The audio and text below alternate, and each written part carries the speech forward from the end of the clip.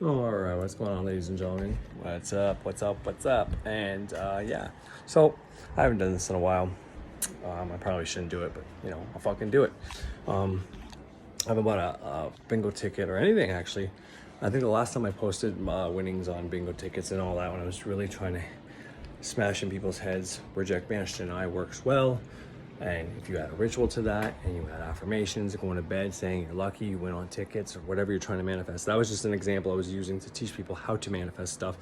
And I never did finish that whole sigil producing thing, which I still have the information all up there. And I never actually made that sigil, but I made the $400 for the, was it 300 or 100? I don't know, whatever I did for fucking Jupiter way back when. And for magic on a budget, so I'll probably add this video to that. But I'm currently downloading the program for the Lotto 649 fucking online ticket fucking thing. So just show you my latest win. Now, since the last time, I think I bought tickets with my winnings and like a few other things at the store. I think the last time I only got one ticket plus some milk, plus maybe a pack of smokes. I don't know what else. And I didn't win on that $3 ticket. And truth be told, things started going really bad. Oh, sorry, I think I went back to work. And then I just never bought a ticket since. So this is the first ticket I bought. I bought one $5 bingo ticket. And I didn't even reject that I wasn't losing because I never had the thought come into my mind. And I haven't even done anything on a candle for this particular thing. But you know, when I meditate, I visualize different things happening for different days, for the different days of the week. And one of the things I did visualize is that, you know, me and my wife will come into some money that will keep helping us out, and just random things, okay? But I've never did anything specific to this, but I have done things in the past, and it matters what mood, what day, you know. And I said a while back I'd barely ever buy tickets on Saturday, and Sunday is another one of those days that I just never think of it to buy a ticket. But I bought one today on the sun, talking about the sun and Mars and the Beauty and the Beast video and all that, and it is what it is. So yeah, I'm gonna get to showing you if how much I won this time. But just before I begin, I think I scratched the whole bottom row. I always go in reverse too when I do my bingo tickets. I don't know if anybody cares about that, but I always go in reverse when I do my tickets. So I go from the bottom up, start from the right, go to the left, because that makes more sense to me for some reason. But anyway, so I go from the right to the left, kind of like if you are looking at north, the sun rises from east to west. Now if you're looking at the south, it's clockwise. And technically, that's what we do. That's what we go by. The sun goes clockwise. Well, if you're looking at south, and that's where hell apparently is and all this bullshit. So if you flip that around, well, you go from right to left. It's counterintuitive. And I know a lot of people say, well, they teach kids how to write the opposite way and stuff like this on purpose to make it harder for them. But maybe it stimulates your mind better whenever you do things in the opposite. I don't know. I know you use your right hand, it stimulates the left side of your body. You use your left hand, stimulates the right side of your body. And when you cross over, you're stimulating both. So if you ever want to use both sides of your brain, that's all you have to do. You can activate the whole cocksucker, and it helps you learn faster, helps you intake stuff faster, it helps you get stuff faster, you retain more, and there's a whole bunch of benefits, and I've already went over that in detail. But anyways, I'll see if I got this ready here for us. All right, now let's see, where am I at here? All right, allow. Okay.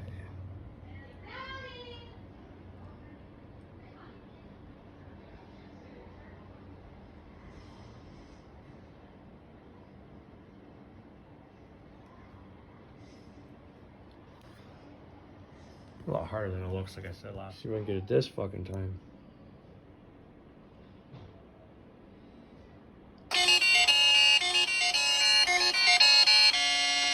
Winner, gagnant. Winner chicken motherfucking dinner. I love it. $45. So, as you can see, I got the 4 and the 10. Those are the last two numbers I needed. See that 4 and that 10 right there beside each other, which is kind of a cool coincidence. Well, we see that corner, 10 and 4. Let's go down to the next one. 4 and 10. Let's go down to the next one. 4. Oh, that's a 4 and a 14. I need to join that one. So I won $45 by getting the 4 corners 3 times. Boom, boom, boom. See, on this one, it's $15 for 4 corners. 4 corners. How amazing and cool is that? I love it. I love it. You know, I scratched it with a knife that I have, a little dagger. See if I can whip that bad boy out. I have it in my pocket on me. And you know, oh, I got a crisis going on. Before I did my ticket, I shot it into the ground, to the dirt, and I scratched it with a little bit of Venus on her. Cool as that. Once again, I'm not trying to brag. I'm not trying to be like, hey, look at me, I'm awesome, I'm awesome, I'm awesome. But what I did say in those earlier videos, if you go back and check it out, is this is how you practice and you get your winnings to become bigger. I said exactly that. Maybe the next time I have to lose, but maybe the next time I win, I think I said $20. And next time I have to lose a few times, and then I have to win $40. Well, I went from, you know, I think the last time I won, I forget what it was, $15 maybe. Anyways, and now I just tripled that. Boom, boom, boom, boom, 45. So, and I had a loss in between there. You know, it could have been more than one card, but I'm pretty sure it was only one card I bought last time. This is, I was trying to get smokes, and the person I buy smokes off of wasn't home, so I had to go buy a pack. So, anyways, nonetheless, the point is I'm not trying to brag about this. I'm just trying to show results that I can kind of prove in a sense. Because if you remember, if you go back and watch these videos, I literally told you guys I was going to take myself scratching the ticket, and I said fuck that. But then I went on. So then the next time I bought cards with that winning. I showed you guys the barcode before I scratched them. I told them I'm going to do my thing, and then I'll scratch them. I'll show you the wins, and I'll show you the barcodes that'll match up once again. So I showed it, and then it happened. And then I did the same thing over and over again.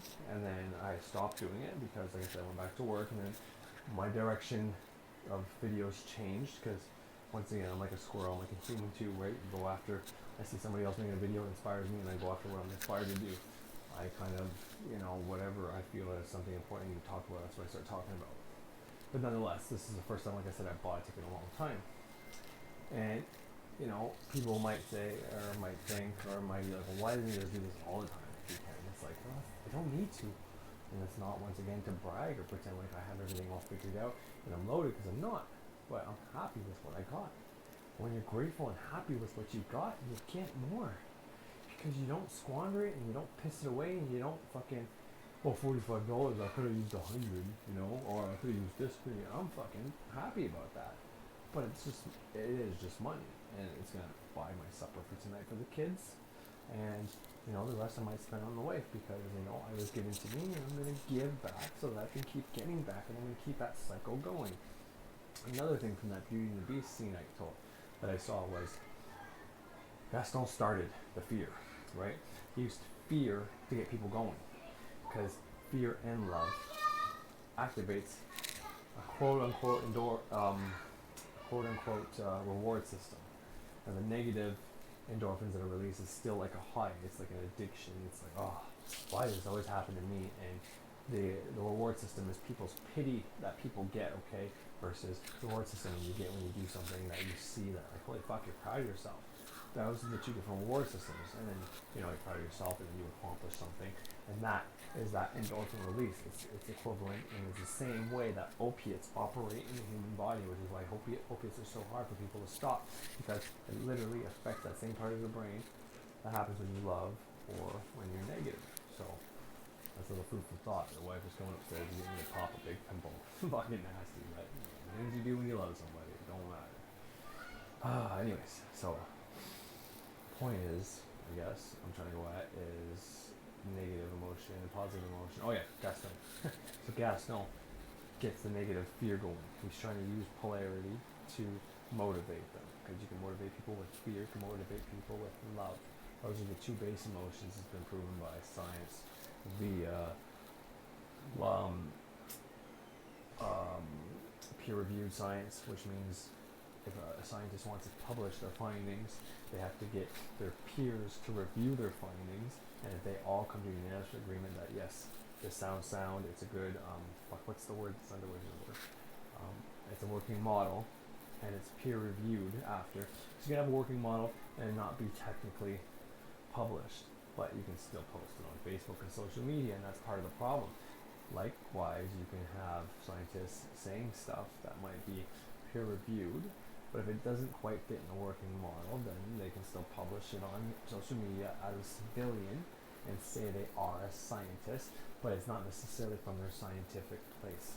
So I get what he was saying about that, and that totally makes sense. But fear and love are the two base emotions that all the other emotions come from. And this is a working model, this is peer reviewed, this is a quantum physics realm, but it's still technically, because they study these emotions, they stick these different probes, and I don't even know what they're called, but on people, and they put them through things, early childhood to scary environments to dates to sexual experiences to all these things, to see the range of emotion and see what those things do in effect. And they can literally start proving some of this stuff. Now, they don't start teaching some of these new things in school because, like I said, entities, the school boards are definitely entities, and they definitely turn a profit. You know, I think primarily their goal may have been to educate, but then I think it becomes to make money as well and to indoctrinate. And I think it all depends on who's in the schools, who's running the schools, and whatever else. But right now I gotta go pick up the pizza because I got two really starving little girls that have been swimming all day. So I'll be back to finish this off, and you won't know a difference. But yeah, all right. It was good. Okay, so I don't know if I got into the gas stone thing I wanted to talk about real fast. And it was just simply about completing the circuit. I don't remember exactly how I got on to completing the circuit, but I know I meant to say sorry, I meant to say, like in the movie when the Gaston is the thoughts, he starts scaring everybody and using fear to polarize everybody.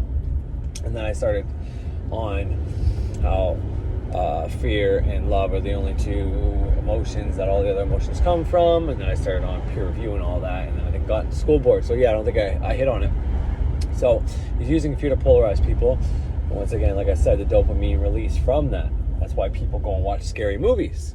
I mean, ever wonder why people like being scared? Halloween, you know? Well, I mean, Samhain in witchcraft traditions, Samhain comes from that's where Halloween comes from. And in a manner of speaking, right? With a dumb supper, you would leave food offering out for your ancestors that have passed on, and then, you know, they come, whatever else, and you can call on them for a lot of different mundane things. That's part of my practice. It's where I get some of the witchcraft stuff from. But in the same sense, but if you don't leave them a plate for offering, well, they're known to fuck with you a little bit.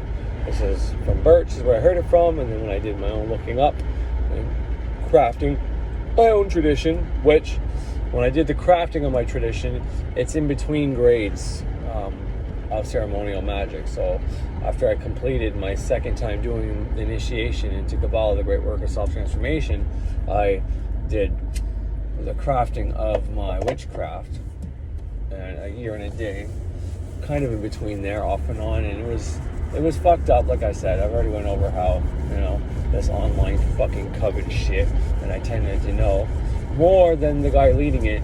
Not that that is a good thing. Maybe that guy had something to offer, and maybe I shouldn't have been too in my ego, and maybe I shouldn't have been fucking showing off, because maybe I would have learned more. But, you know, I'm not unproud of where I've landed today. I think I'm doing all right for myself. You know, with that win, that $45 win on that ticket that I didn't even do any ritual for, tells me that the universe, gods, and myself, I'm in alignment, so to speak, and I'm on the right path. You know, those synchronizing numbers and shit like that. I went over that in a video too a while ago, saying, you know, people add stuff to those numbers, but I think those numbers can mean multiple things. I think those numbers can sometimes pop up just because you're noticing them. If you notice those numbers, because someone said, like when you buy a car, you start noticing all the other cars. Well, someone talks about, hey, have you seen 1111? You're like, oh fuck, I didn't. Oh my god, I started seeing them. I'm awakening. That's sometimes that can be half true and half an NLP trick. I think it's a little bit of both. And, you know, I'm not dissing if anybody's having synchronicities. I mean, every time I come home, it's 11:11. Every single fucking time, it's 11:11. And that's like the beginning of the journey. But then throughout the day, I get the 222s and I get the 333s. Then I get the 7s a lot too, but you can't get that from time. But I get that on license plates and addresses. And when I'm working at work, I got to put in certain numbers. I get that there as well. So there's a whole bunch of synchronicity with that. So yeah, I don't know if I hit on it yet, but when Gaston goes around spreading his fear to get the people polarized and get their endorphins released like a scary movie, get them all pumped up for this, the way it looks like to me is he's sending out the fear vibration. So he sends it out. He gets his buddy there, Mercury Naboo, on board there. And, you know, from there, the people start talking, but then he goes behind the people. And then you don't see like a spirit or anything, but he's behind them. And the first women, and there's a couple talks, and then the next couple talks, he follows along. And then as soon as the last person stops talking, it flows back into him and he starts singing again. And to me, it just looked like completing the circuit. You know, what you send out comes back to you. It's not necessarily karma at all, period, because karma is a little more, way more deep than that, and it's something I don't attempt to completely understand, and because I've only been alive for fucking 34 years, so how could I? But in the same sense, what I do know is what you send out comes back to you, and, you know, in some sense, I believe that depending on what happened in your previous life, then your next life, where you get reincarnated into, and, you know, you might not be able to awaken until a certain time because of your karma, or you might not be able to accomplish certain things here. You might have a lot of obstacle to get over. You might have a lot of limitation from Saturn to strive above. So it's something I don't even try to get into. Like, I've explained what I believe karma is in my version of it, but I don't necessarily think that you let people walk all over you, but I don't at the same time think you should deceive or harm people for no reason either, and if the reason is for your benefit, then I don't think that's beneficial at all. But if you are doing something and you think it's for the benefit, you know, because like I think there's a certain amount of evil out there. Like, I've already made the statement within either this video or the last one, that evil is necessary to a certain extent. Sometimes somebody has to fall for the other people to learn how to not fall. I think that's just part of life. But I think ultimately when someone goes too far, you know, whenever the karma is just too much, it's like, okay, no, hit the restart button on this motherfucker, and he's coming back as something else, and he's going to feel what he just went through, because we have every chance in the world to change, and he's just not changing. So, but despite what I believe, and despite what you might be believing, don't let anybody tell you what to believe, okay? You do have to have some resignation power. You do have to understand certain things. You do have to realize certain things. But if someone is saying something and it goes against what you've been using, well, think to yourself, okay? If what you've been doing is working, then why are you going to listen to the opinion of somebody else who may or may not be working? If it's working for you, then great. If what's working for them, great. But once again, the same reason why I don't necessarily believe in organized religion, when I see that same thing happening within spiritualities, and, you know, whether it's homemade religions, whether it's old shamanic religions, whether it's pagan, whether it's witchcraft, whether it's Western ceremonial magic, whatever it is, when people start making fun of other people's, or saying, you know, it's not true or it's not real and all that, you know, well, you know, some people do the research on it, so some people know a fair deal about it. Some people have tried certain things and they know, but, you know, maybe it's your journey to find out. Maybe you do have to have your eyes opened by somebody, but maybe that person could be also deceiving you because maybe they want to sell their product. Just follow the information. Don't just take anybody's word for anything, because I know on my early path this happened to me. When I started going down the witchcraft path, in between the ceremonial magician path, I wasn't sure if I was ready for the amount of discipline that it called for doing the ceremonial magic. And there was a lot of different things, you know, that were getting in my way, and a lot of things happening, you know. And this is ultimately when I realized, and this is just one of my philosophies I go by, but I believe whenever you start getting initiated into mysteries, well, it's like a life initiation. You're asking for life lessons sooner, so you don't have to be old whenever you get all these life lessons. And then that's when I ultimately realized, well, these things are testing me, if I'm worthy for this shit or not. So I have to strive through it. And, you know, things are good right now. And I am completely and utterly synced up with nature, to the point that, you know, whenever the different seasons happen, I have those same effects that happen on me, and to the point where, you know, I speak things into existence, so to speak. And, you know, you can say complete coincidence, and fine, say it. Doesn't matter whether it's a coincidence or not. To me, it works. But today, after I won that $45, I was trying to think on, I was writing once again to know, you know, my day, what happened in my day today. Now, I have this pentagram that I wear. Most people see it, most people know it. On the back of it, I made a transformation sigil. All right, the one I got from Birch. So you don't know what that is, I got videos with things on it, if you go watch Freak Phil 1309, the sigil in plain sight is the video that he teaches what this thing is for. He uses a great metaphor with a sailboat, how the early Vikings revolutionized sailing, whereas everybody else before that had square sails and they can only sail with the wind. So if the wind wasn't in their favor, then they ended up going somewhere else, or they wouldn't leave the port. And the Vikings figured out how to make a triangle sail to allow the wind to propel them where they wanted to go. And that's why they were able to dominate whatever else. So the sigil has a triangle and all that, and it's phenomenal. At first, I made the sigil, but I never knew how to activate it, and I had to meditate on it. And you know, I kept making candles and asking for wisdom on specific things. Sometimes that was a specific thing I asked for, and lo and behold, I figured it out. But once again, I've done it 3 different ways now, and it works. And wearing this one, that technically no one can actually see. Actually, it does end up like that, but you still can't see it on it. But I know what's on there.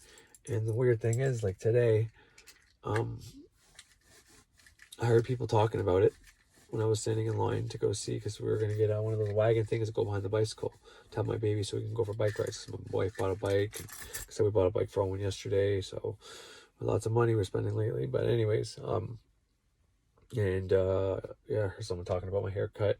One girl said something about Avenged Sevenfold, and I was like, well, if she says I look like him, that's cool. That's a positive. But then I see the pentagram, you know, they're like 6 feet away, but I could still hear them. So, and then, you know, when I go to fucking leave the store after, they were still in the line waiting, and I go to get in my car, and I get in, I try the door on a Nissan Rogue instead of a Nissan Pathfinder, because I have a Pathfinder. And, you know, it's just like, oh, it's just, oh my God. And then with the pizza place, there was 2 people sitting at the curb when I went to pick up the pizza tonight that I paid for when I won the $45. And I go to get in the wrong fucking door, the bar that's closed. It's just like keeps happening. And, you know, all these people are looking at me like I'm a fucking retard. And I own that. I'm weird. I'm fucking strange. And, you know, the etymology of weird is someone who owns their power, depending on where you look, obviously. But that's the definition that I take on. And, you know, the more people think I'm weird or scary or whatever, you know, it's not my intention to whip this out and get people scared or anything like that. It's not at all. But nonetheless, it was out and I forgot it. I think I was wearing a muscle shirt or something. Is that why? Because I hung out. And, you know, so, but then I came home and I did my ticket and then I won. So was it their energy that I transformed into finances? I don't know.